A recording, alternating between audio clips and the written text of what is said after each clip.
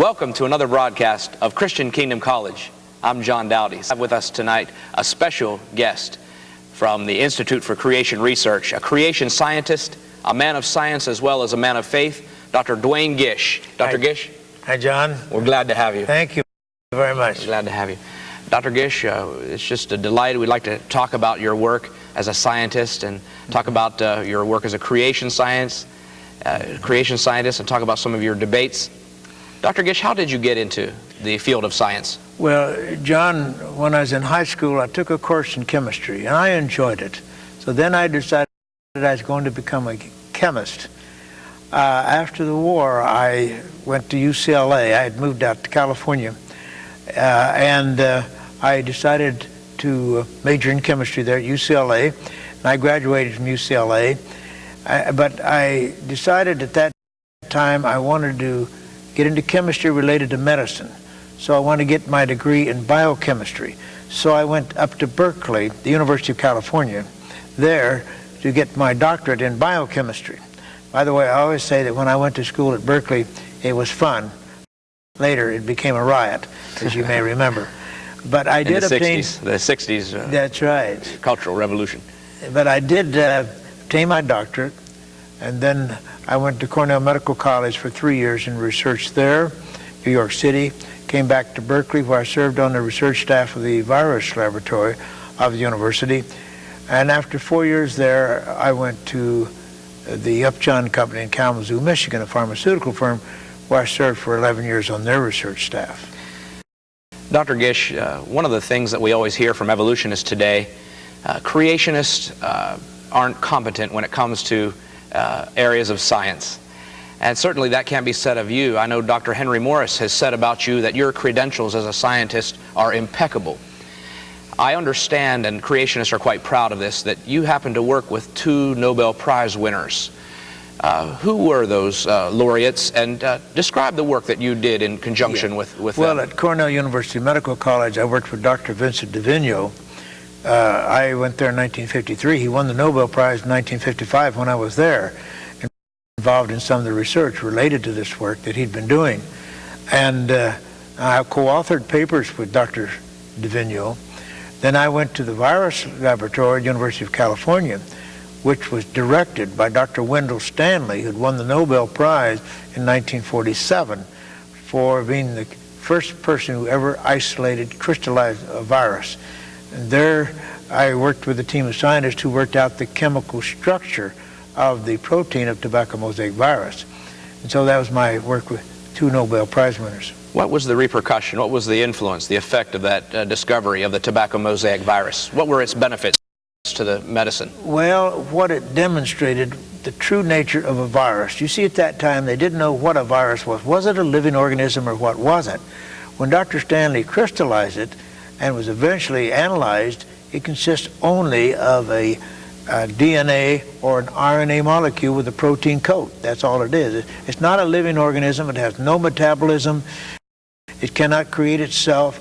It has to be created by a living cell. When a virus invades one of our cells, like the polio virus, our own cells will manufacture copies of this virus, many, many copies, and we just waste our material and our energy doing that, and it kills the cells.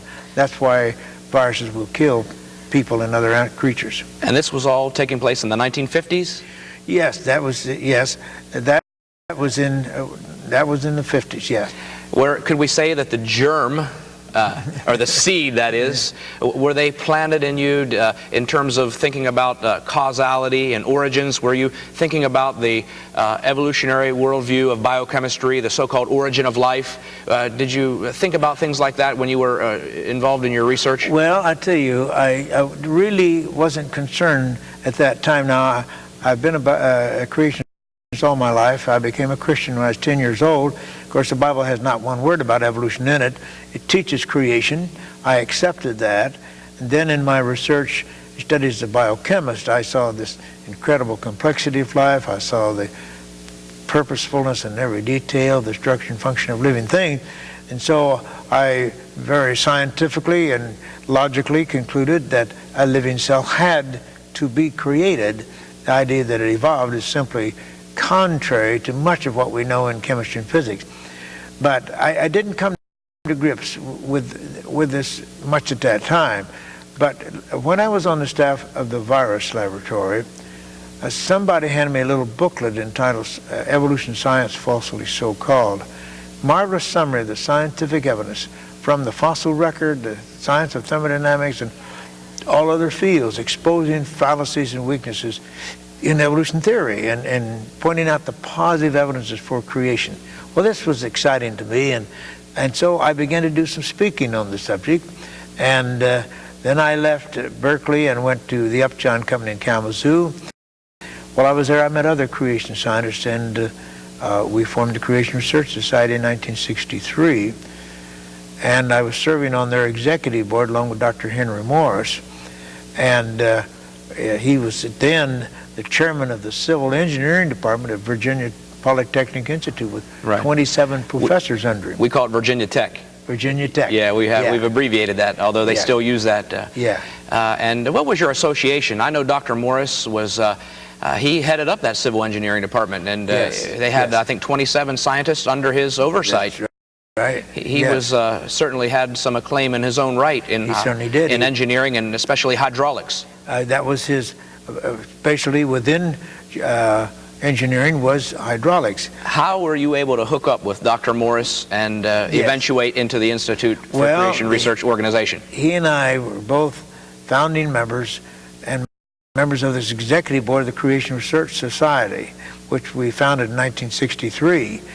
And so when in 1970 he left his position and went to California with no professors under him to found a Christian college and this research institute, I knew about it because we met annually on this the executive board of the Creation Research Society. Well, the Lord, I think, there's no doubt in my mind, began to lead me to join with Dr. Morris. And so in early 1971, I wrote to him and told him I'd be willing to leave my position and join with him in that work. And I was invited later then, that year, in 1971, and I've been there in San Diego in this work now for almost 28 years. 28 years. And I know Dr. Henry Morris has authored many books. He's been a prolific writer, and we call him the father of the modern creation movement with his 1961 book, The Genesis Flood, which seemed to open up this great tide of, turned it around. And 2 years before, they had that great Darwinian centennial, 100th year anniversary. You probably remember that great worship service out at Chicago. And 2 years later now, we have the first scientist. And while Dr. Henry Morris, your colleague, was the writer, but you have the special claim of being the foremost creation debater. And I understand you've had over 300 debates? About 300 debates, yes. On major formal debates at major colleges and universities across America. Most of them have been in university campuses. Some have been in churches. Some have been in schools. Some have been in municipal auditoriums.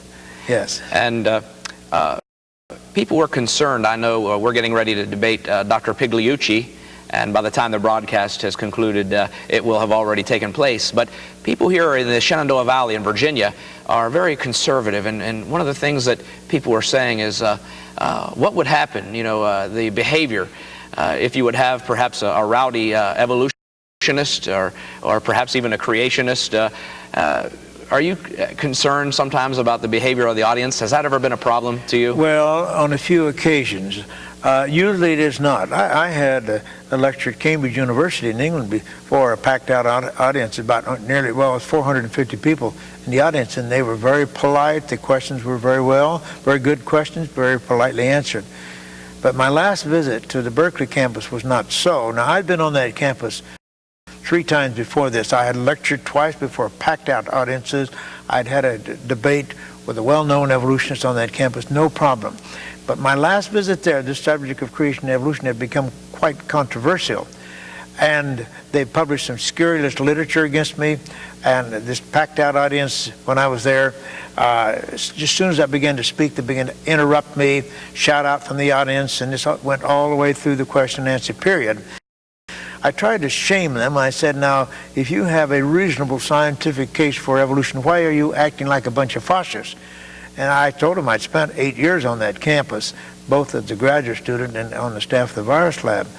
But they persisted, and it was disgraceful. And I think they discredited themselves, but anybody who had an open mind. That's right. And later, Gene Kilpatrick, who was then the U.S. ambassador to the United Nations, came and spoke on the Berkeley campus in the afternoon. She's supposed to go back the next morning. She refused because they treated her just as badly as they treated me.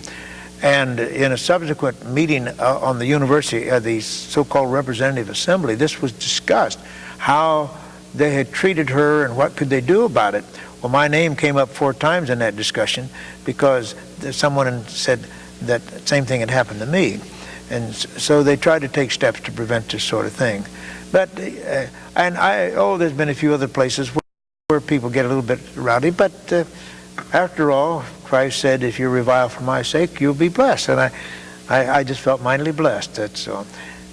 Speaking of blessing, this is one of your most famous debates in 1981, down here, right down here in our Shenandoah Valley in the South, at Lynchburg, Liberty University. Yes. Working with Jerry Falwell. You debated Russell Doolittle, who was a protein chemist from UCal Berkeley also. Oh, UCal San Diego.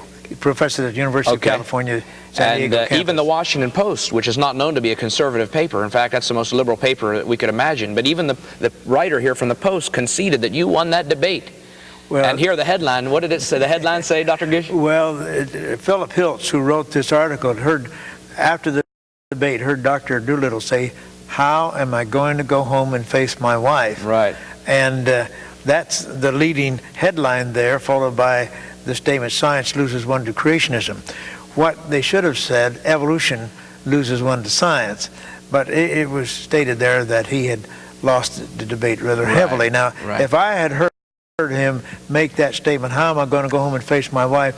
I said, just hand her that check for $5,000 you got for participating in this debate. You don't have to say a word. That's right. Our institute did not receive $5,000, but they had to extend that sort of honorarium, had to offer that sort of an honorarium to get somebody to come there and debate me. Yeah, we can't get Stephen Jay Gould from Harvard, the foremost authority of evolution. He won't debate, nor did Carl Sagan show any interest when he was living of debating a creationist. In fact, here in our area, we have local college professors, Dr. Gish. They said, we'll debate a minister, but we're not going to debate Dr. Gish. It must be the evidence that you present. They must be afraid. For instance, you mentioned the second law of thermodynamics. Would you enumerate for our audience how the second law of thermodynamics provides proof for creation and against evolution? Well, what the second law of thermodynamics says is that if you have an isolated system, a system on which no work is being performed by anything on the outside, nothing comes in from the outside. It's an isolated system. Everything that takes place within that system is a process of self-transformation. The second law of thermodynamics tells us that system will never become more highly organized, more complex, more highly ordered. It will inevitably run down, deteriorate. It goes from complex to simple, from order to disorder. Never the reverse. I mean, that's a natural law, the most well-tested natural law known in science. And yet evolutionists tell us the universe started in the chaos and disorder of this hypothetical Big Bang, the simplicity of hydrogen gas, and it transformed itself into this incredibly complex universe we have today. Now that is an absolute violation of the second law of thermodynamics. If science is science and natural laws are natural laws, that could not happen. You see, this universe could not have created itself naturally. It could not have done that. It cannot be an isolated system, therefore. There has to be something independent of it, outside of it, therefore supernatural, that was responsible for its origin, for the introduction of the complexity, the order, and the information content within the universe. And that has to be, we know, our Creator God. But certainly it could not have created itself. And so just the idea of, well, if we could just put some more energy, maybe the sun's rays shining on that primordial soup, maybe the energy from that, or the lightning that affected it, maybe if we could just put some energy into it, maybe that would make the system work. You see, in the first place, the universe, in their view, is an isolated system, so you didn't have anything like that to create it. Now, secondly, even if you have that, we do have an open system here on Earth. We got all that energy coming from the sun and so forth. But that energy from the sun is not constructive, it's destructive. What is most of the energy coming from the sun? It's ultraviolet light. Ultraviolet light is destructive. I mean, if you want to kill bacteria, irradiate them with ultraviolet light. If you want to destroy proteins and nucleotides and DNA and stuff like that, irradiate them with ultraviolet light. I think we do it in the hospital for purification system. Absolutely. Right. And of course, you know what happens to you if you get hit by lightning. You don't become more complex, you get obliterated. And so these experiments, and when they use electrical discharge simulating lightning or something like that, you're not going to convert little simple molecules into complex molecules. If there are any complex molecules there, they're going to be broken down. Now, the only reason life can exist on the Earth today is we have a layer of ozone surrounding the Earth. What that ozone does, it absorbs and filters out the deadly, destructive ultraviolet light coming from the sun, allowing the visible light to penetrate. Now, even that is not enough, you see. You have to have green plants that have the ability to absorb and utilize that visible light and convert it into chemical energy, which they can use to convert simple things into complex things, and you and I can eat the plants and we get that. Now, of course, they not only have to have this photosynthetic system, but they have to have all of those other complex systems within the green plant. You can't have photosynthesis in a vacuum. You've got to have it with everything else in that plant. The light in conjunction with the light, that's the right. Genetic information, the seed. So if you have all of this, you have the energy coming from the sun, you've got the ultraviolet light to filter out this deadly destructive ultraviolet light, you got the ozone to do that, the ozone to filter out that highly destructive ultraviolet light, you got the green plant to absorb it and utilize it. Yes, then life is possible. But you see, you couldn't have had anything like that on the primitive Earth, hypothetical primitive Earth, because the evolutionists cannot have oxygen on this hypothetical primitive Earth. Now, the reason that he cannot have oxygen is because oxygen would oxidize everything. Right. It would oxidize amino acids and purines and pyrimidines and sugars and everything necessary for life. So he says, well, there wasn't any oxygen on the primitive Earth. Well, if you have no oxygen, you don't have ozone, because ozone is oxygen. Ultraviolet light converts molecular oxygen, the ordinary oxygen we breathe, into ozone, which is 3 atoms of oxygen. Right. And so if you don't have any oxygen, you can't have ozone. So really we could say that nothing works until everything works. You got to have the system. So it all has to be there, all of the organization, the genetic information, the machinery of photosynthesis has to be all there from the very beginning. And you can't evolve photosynthesis without the energy source or without the genetic information. Sometimes these evolutionists bring in a silly argument. We'll look at a fertilized egg will develop into an adult human. Doesn't that contradict the second law? I say absolutely not, because in that fertilized egg you had all the genetic information to produce the human. You've got all the metabolic machinery present there. It just needs to grow using energy from the outside, but you've got to have that there in the first place. So the law of conservation is still satisfied. It's conserved at best. What about the fossil record? You make great use of it. You've authored a book, Evolution. The fossils still say no. Yes, that's your most recent edition. And how has the fossil record affected the debates? Most people would think that evolution and fossils go hand in hand. Well, John, the fossil record is incompatible with evolutionary theory. Let me give you just 2 examples. On this Earth, in so-called Cambrian rocks, these Cambrian rocks are found all over the world. We find billions times billions probably, fossils of complex invertebrates, clams and snails and trilobites and sponges and jellyfish and worms and things like that. Now, these are very complex organisms. Enormous quantities of these fossils are found. Now, underneath these Cambrian rocks are usually found Precambrian rocks. Now, these Precambrian rocks many of them are undisturbed, perfectly suitable for the preservation of fossils. Now, if evolution is true, in these Precambrian rocks, we must find the evolutionary ancestors of clams and snails and trilobites and sponges and jellyfish and things like that. Obviously, that must be true. The evolutionist believes it took several hundreds of millions of years for a little microscopic organism to evolve into these very complex creatures. Nowhere on the face of this earth has anyone ever found fossilized ancestors to these Cambrian animals. There are no fossilized ancestors for clams or snails or trilobites, anything like that. Furthermore, there are no intermediate forms suggesting that they had evolved from a common ancestor. Absolutely nothing. Every one of these creatures appear fully formed, and there are no transitional forms linking them to a common ancestor. Now that destroys evolution theory. Furthermore, evolutionists believe that one of these invertebrates must have evolved into a fish. They say the fish was the first vertebrate. Some believe it may have taken 100 million years. Well, we've got billions times billions of fossils of the invertebrates. We have billions and billions and billions of fossil fishes. If evolution is true, we must find billions times billions of fossils of the transitional form showing the various intermediate stages of some invertebrate, maybe a worm, maybe a clam or a snail, whatever, the transitional form into a fish. The link, the missing link. Yeah, all the these links, you see. And during these millions of years, there have been an enormous quantity of those. As a matter of fact, every major kind of fish that we know anything about appears in the fossil record, fully formed, no trace of any ancestors, and no trace of connecting form, connecting one major kind of fish to another kind. Now, evolutionists know that this is true. They say that it is true. They'll admit it. They'll even concede that. They concede that. Okay. But Arthur Strahler is one of these anti-creationists who wrote a book against the creationists.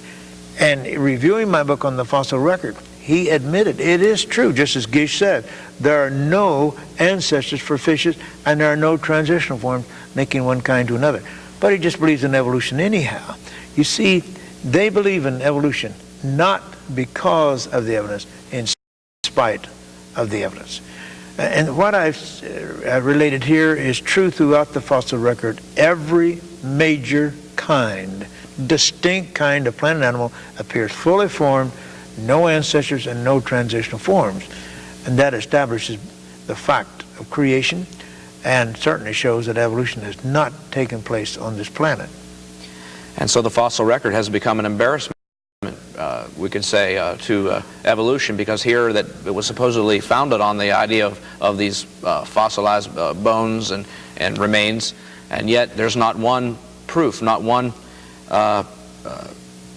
evidence of a transitional form. And shouldn't there be more transitional forms than the actual representative, because the series, the sequence of the series would demand more than the actual kind. Absolutely. And so there should be billions, you say literally billions? Millions of years for one kind to evolve into another. So mostly what we find in the fossil record should be transitional forms. There should be no problem finding transitional forms, and anyone could identify. When you and I, any a person off the street could walk into museums and look, there's a half fin and a half foot, or a half forelimb and a half wing, or something like that, or a half scale and a half feather. A scatter. There wouldn't be any trouble. A scatter, a half scale, half feather. That's right. But they're not there. They're not there. It should be a simple thing to do that. What about the new molecular evidence? We know that, they're trying to find the relationships, and they're trying to document, it's one thing to look at a fossil and make an inference, but to be able to identify the relationships on the molecular level with, the chemistry, the chemicals and the enzymes and such. What is the new molecular evidence pointing to in this debate between creation and evolution? Well, in some of the early work, evolutionists were rejoicing. They're saying, well, we don't need fossils anymore. We got these molecules to show the path of evolution. Well, now, the more and more evidence they have, the more confused it gets, the more contradictory it becomes.